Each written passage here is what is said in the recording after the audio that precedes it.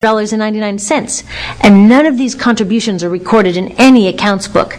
That's what I mean by the company owners externalize the true costs of production. And that brings us to the golden arrow of consumption. This is the heart of the system, the engine that drives it. It is so important that protecting this arrow has become the top priority for both of these guys. That's why after 9/11, when our country was in shock, and President Bush could have suggested any number of appropriate things, to grieve, to pray, to hope. No, he said to shop. To shop! We have become a nation of consumers. Our primary identity has become that of being consumers, not mothers, teachers, farmers, but consumers. The primary way that our value is measured and demonstrated is by how much we contribute to this arrow, how much we consume. And do we? We shop and shop and shop, keep the materials flowing, and flow they do. Guess what percentage of total materials flow through this system is still in product or use 6 months after their date of sale in North America? 50%? 20? No, 1%. One. In other words, 99% of the stuff we harvest, mine, process, transport, 99% of the stuff we run through this system is trashed within 6 months. Now, how can we run a planet with that level of materials throughput? It wasn't always like this.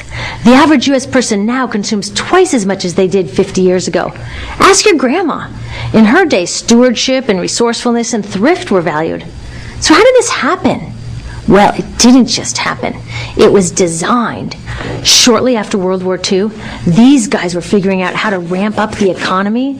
Retailing analyst Victor Lebow articulated the solution that's become the norm for the whole system.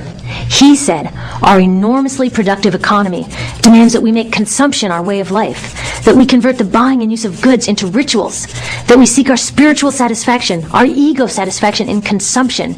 We need things consumed, burned up, replaced, and discarded at an ever-accelerating rate. President Eisenhower's Council of Economic Advisors chairman said that the American economy's ultimate purpose is to produce more consumer goods. More consumer goods? Our ultimate purpose? Not provide health care or education or safe transportation or sustainability or justice? Consumer goods? How did they get us to jump on board this program so enthusiastically? Well, two of their most effective strategies are planned obsolescence and perceived obsolescence. Planned obsolescence is another word for designed for the dump. It means they actually make stuff to be useless as quickly as possible, so we'll chuck it and buy a new one.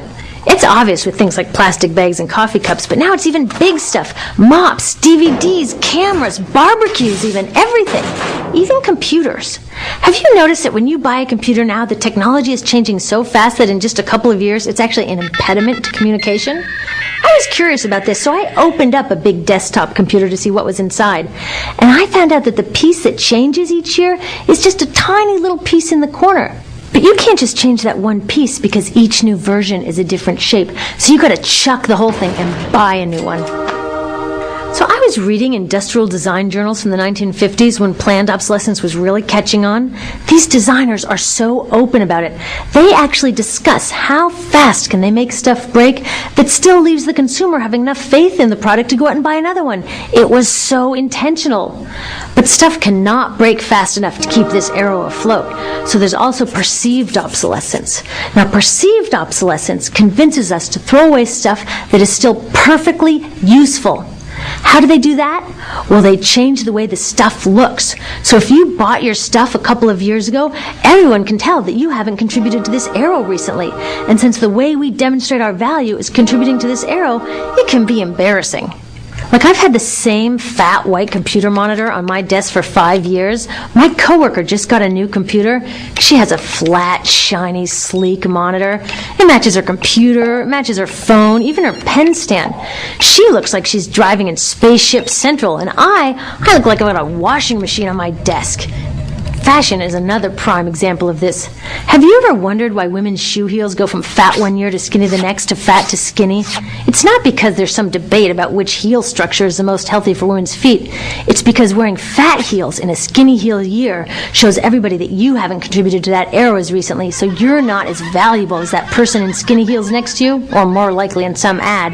It's to keep us buying new shoes. Advertisements and media in general plays a big role in this.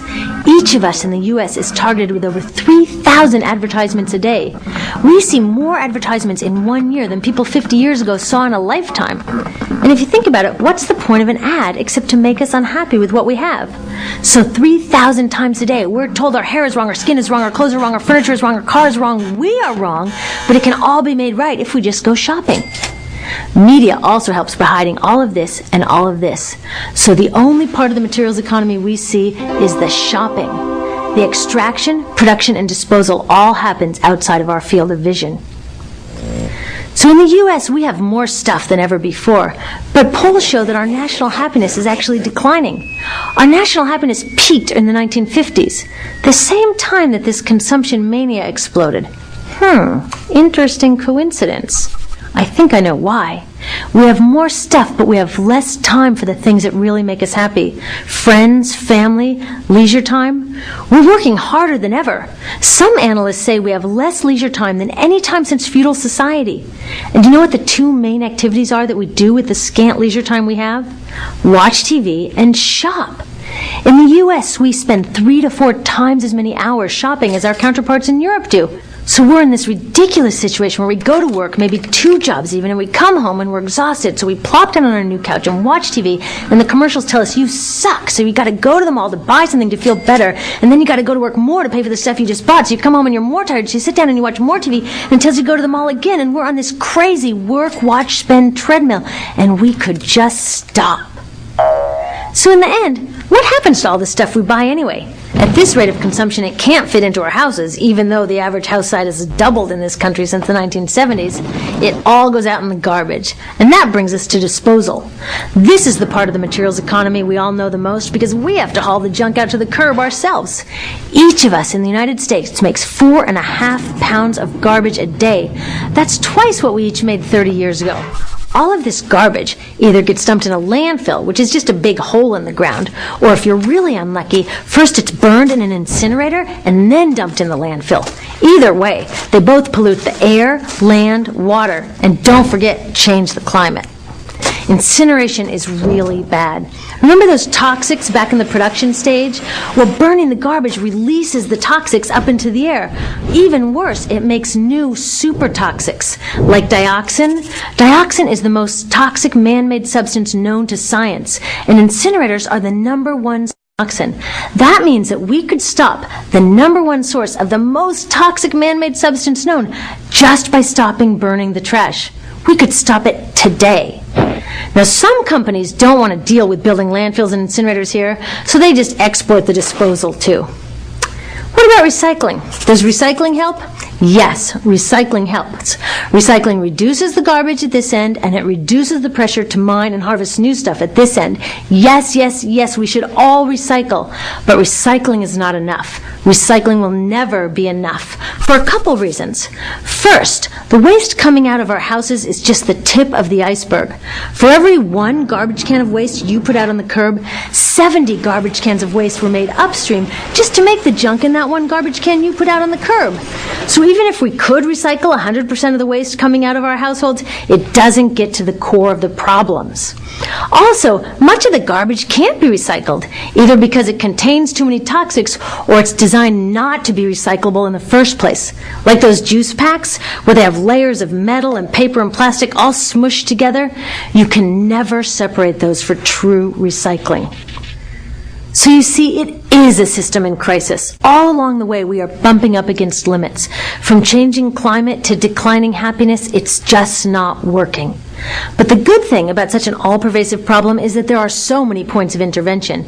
There are people working here on saving forests and here on clean production, people working on labor rights and fair trade and conscious consuming and blocking landfills and incinerators, and very importantly, on taking back our government so that it really is by the people and for the people. All of this work is critically important, but things are really going to start moving when we see the connections, when we see the big picture. When people along the system get united, we can reclaim and transform this linear system into something new, a system that doesn't waste resources or people. Because what we really need to chuck is that old school throwaway mindset. There's a new school of thinking on this stuff, and it's based on sustainability and equity.